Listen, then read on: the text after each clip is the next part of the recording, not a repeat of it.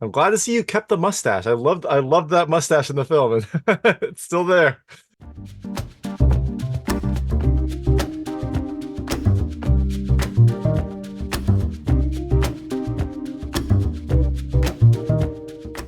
Hey everyone, this is David Stark from Watcher Pass. Today I'm talking to Éric Bruneau, the star of Dusk for a Hitman, which is coming to digital and on demand on April 19th, 2024. It is a true story about a hitman with a just wonderful mustache and a lot of other stuff that happens to him, but it's mostly about him and the mustache. I'm going to talk to him right now. And while you're watching, if you can like, subscribe to this channel, that would be fantastic. I'll say a lot. Thank you. So thanks so much for joining me today. I've got Éric Bruneau, the star of Dusk of a Hitman, which is coming to digital and on demand on April 19th, 2024. It is a film about a real life hitman and see the kind of build up to his I guess retirement, forced retirement. It has a lot of drama, a really great sense of style, and a wonderful performance by Éric. So I'm very excited to talk to you. And thanks so much for joining me. Hey man, it's my pleasure. Pleasure Of to be here. course. Of course. So I guess the first question is, had you heard of Donald Lavoie before starting this? Did you know his story, or was this all new to you?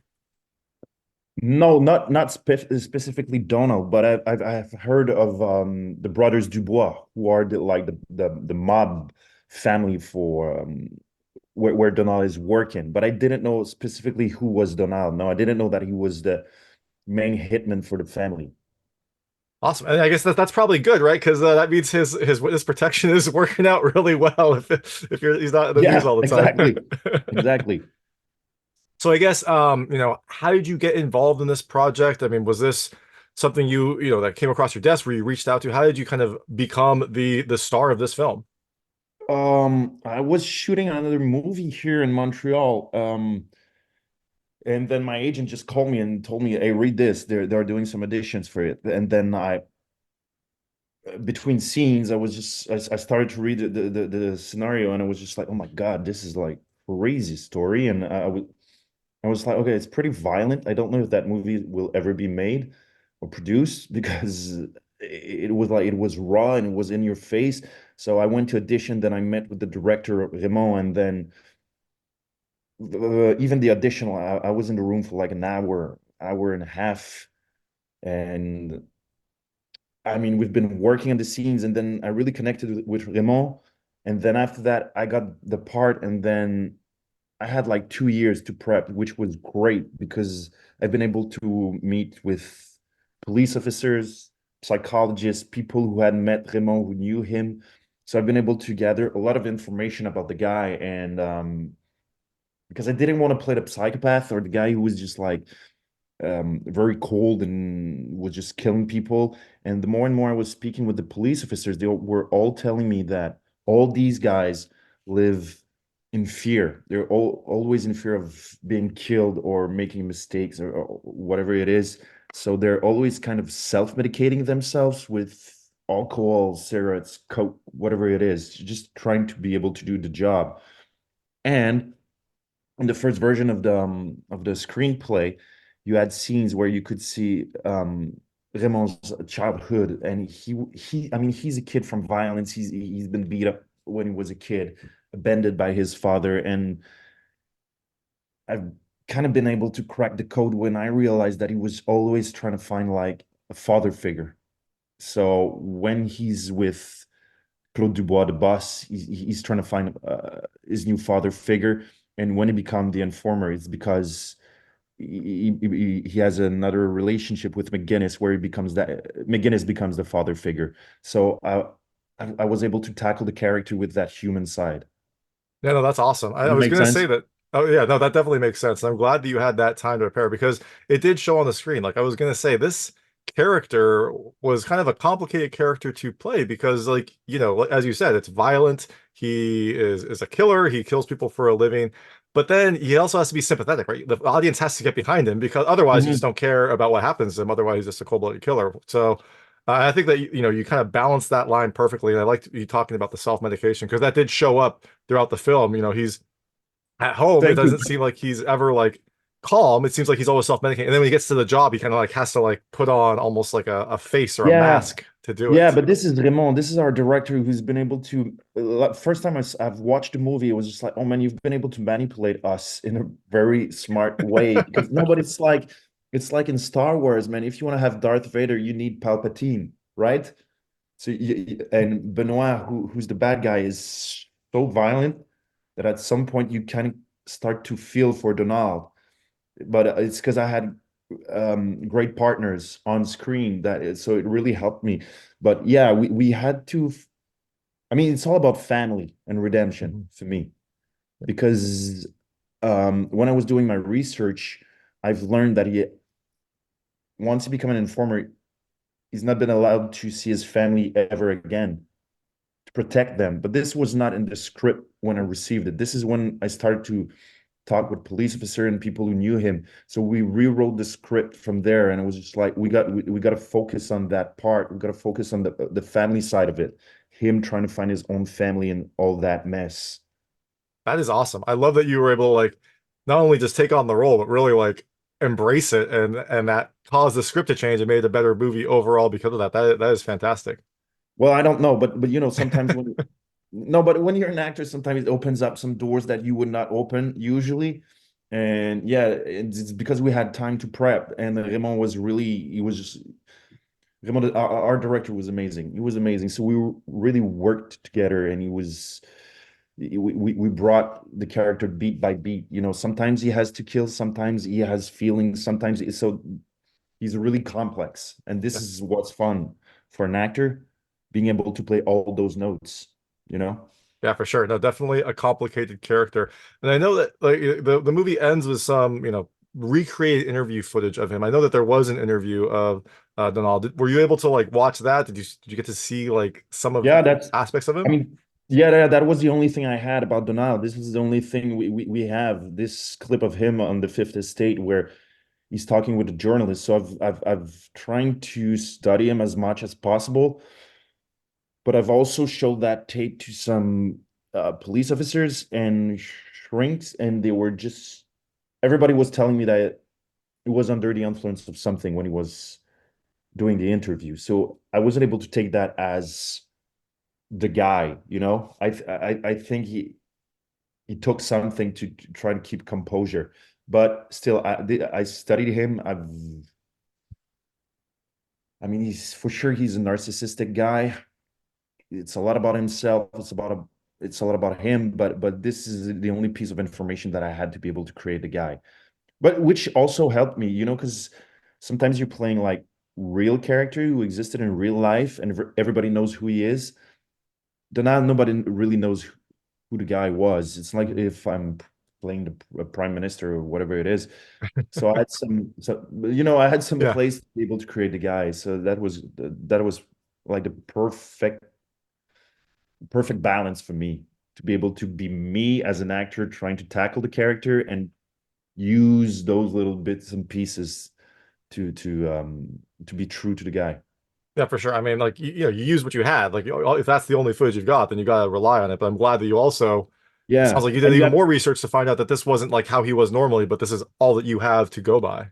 yeah, I had that and books and people who knew him. That's it. So this is how I created him. And even then, I'm not sure that I would have met the guy before the movie, because at some point you have to commit to the screenplay. You know what I mean? You have to play the screenplay, not what's not in the screenplay. Yeah. And I don't know. I mean, it doesn't sound like you could meet Donald, even if you wanted to. I mean, maybe you have, right? You don't know what he looks like now, so maybe you have. But it also sounds like, yeah, you probably couldn't have met him, or else the whole reason he did all this would be blown. So, Yeah, yeah, exactly. But the guy is still alive. This is amazing. This is an amazing story. It's like they created the witness protection program in Canada because of him. And he's a really, really smart guy. This is the thing also. I mean, he should have died a couple of times, but he's still alive. He's been able after the trial, he told him you're not even allowed to go in a bar anymore or any public places because you're gonna get shot. oh, And wow. he did it. He kind of disappeared. New name, new identity. Then nobody ever saw him again. I mean, that's got to be tough. But although it also kind of feels like that's how he was almost living beforehand. He was almost like an unknown. I mean, he had a reputation and he Yes was and no, out, yes but and no, because when he was at his prime, he was really, really um he was into the nightlife. He loved the attention. Hmm. And even in the interview, you can tell that he's craving for that kind of attention. You know, he liked being the center of attention. He liked being fear. So and this is what he says in the interview. He says ego power. These are the motive why he did it. His own Yeah, ego, power, and then afterwards come money. yeah, yeah, for sure. And I like that that clip was at the end because it does help you kind of understand who he was as a character. Yeah. And another thing I loved about this film, I love the style. Like the 80s style was so fun, like the clothes, the cars. Did you do anything to like get into that mindset as well? Like, I don't know, did you listen to like 80s music or did you go like drive some classic cars? Was there anything that you're able to do to get into that? No, no, no. But you're totally right. When you're an actor and you no, but when I put on the boots and the clothes, something changed in my body, and it was just like trying to play with it. It's really fun. This is where the transformation starts for the actor. When when you know how he breathes and how he walks, you're in business.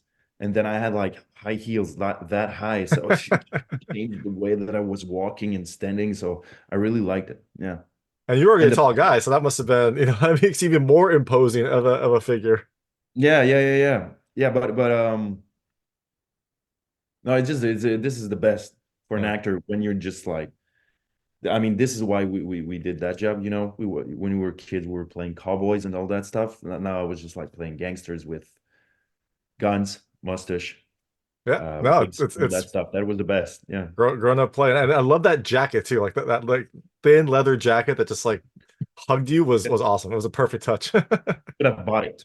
Yeah. Damn it. I was gonna ask if you did you get to keep any of the clothes? Like that those they were there's so many great outfits. I wasn't sure if you were able to keep any of them. No, I don't even know if I would be able to get into the jeans now. I mean, it was like that. I was really. I watched a movie like a couple of months ago. I was like, geez, I was thin, but no, I couldn't wear the clothes now. I think. Yeah, you couldn't wear them because now you're so much bigger. You bulked up, right? Yeah, a little bit, a little bit.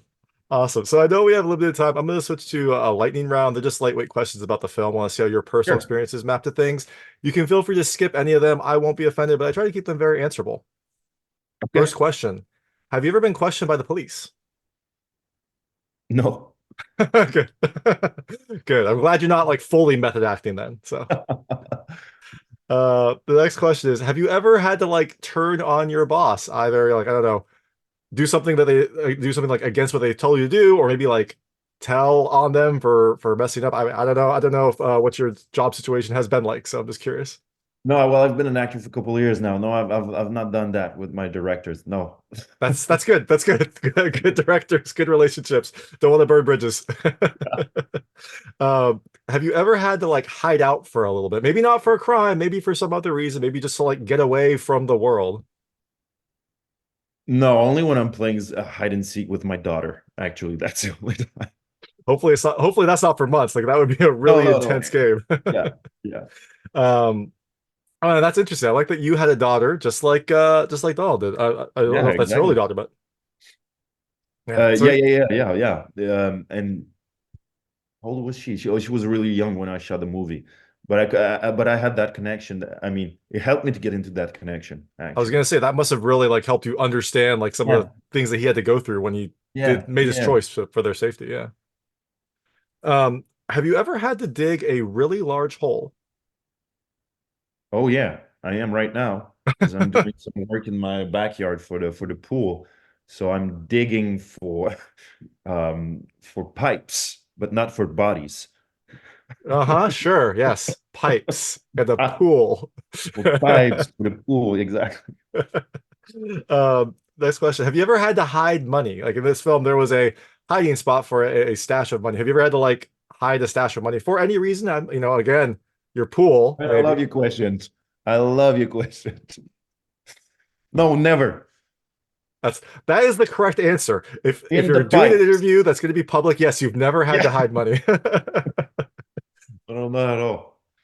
In this movie, you had to use a gun a lot. How are you with a gun? Have you shot a gun? Are you proficient?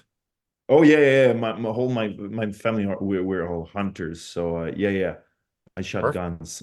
Perfect. So Yeah. yeah, you were naturally ready for this, although you were hunting a different kind of prey, but very dangerous nonetheless. Exactly. And the last question in this movie, your character used a few different implements to go about his business. There was a gun, a knife, a hammer. Um, if you were a hitman, because you're not, what would you use? What would be your weapon of choice? Bow and arrow. Oh, No, I'm that's kidding. I'm kidding. I'm kidding. at Old least a fashioned. crossbow. Yeah, Um, no, I don't know. What would it be? Something very silent, actually. yeah. I That was I would, was amazed by the fact that guns, it's so loud, and hammers. Yeah, I mean, no, because this is something that Donald says in his interview. First time that he killed someone was with a shovel, and oh he was wow. always talking about the sound that it made that stayed in his head. I'm just like, oh my God. He's always been a little bit PTSD about that. I would use something very silent. Yeah, no, that would be brutal. And again, Yeah. like yeah, like a shovel, you probably have to hit him a few times, I assume. So that would not be quick. Yeah. No, no. All right. It's something quick. I don't Yeah. know. And that was another thing that was kind of surprising in this movie, like full on guns with no like silencers or anything. Like I guess maybe there was a lot of open space or maybe people just didn't ask questions because maybe it's a hunt, maybe people used to hunting. But Yeah. yeah, No, but you're, same thing when you watch like The Irishman from Scorsese, no silence. They're just like full on. It's so loud. I'm just like, how can you do that, man? But it shows us how much. I mean, it was so cowboy. It was back in the days in the 70s. It was wild, man. It was wild. yeah, for sure. And glad that we are not at that point anymore. I guess I'm glad that that society is a little bit calmer. Although I don't know, some of the Yeah. news stories make it feel like society is still crazy, but a different kind of Yeah. crazy, I guess. Yeah, exactly. So the film is coming out on April 19th, 2024 to digital and on demand. You are out promoting the movie, getting the word out, but I imagine you have other projects as well. Maybe not killer projects like this, but I'm sure you have some other really great movies in the pipeline. So after people see you in Dusk for a Hitman, what can they look for next from you? Oh, in the because I'm doing a lot of project here in Canada, but there's a TV series that I shot with Xavier Dolan, great film director who won many times in Cannes Film Festival in the last 10 years, called The Night Logan Woke Up. It's on Netflix in the US. So go watch that TV series. It's amazing. 5 episodes. Hans Zimmer scored the music. It's a beautiful TV series that we adapted from a theater play that we created here in Montreal 5 years ago. So go watch that one. That sounds awesome. So you can check out that. But first, check out Dust for a Hitman coming to digital on demand on April 19th, 2024. This is the star, Éric Bruneau. Thank you so much for your time. Hey, thanks. Thanks. You take care, man. Awesome. Thank you so much. That was Éric Bruneau, the star of Dust for a Hitman, which comes to digital and on demand on April 19th, 2024. It is a movie based on a real life notorious hitman and the depths that he had to go for his job and to eventually leave his job. It has some wonderful acting, a really great sense of style, and some good music. I really enjoyed it. So check it out when it comes to digital and on demand on April 19th, 2024. And if you like this interview, please like and subscribe to this channel. It helps me out a lot. Make sure all my new content goes straight to you. Thank you.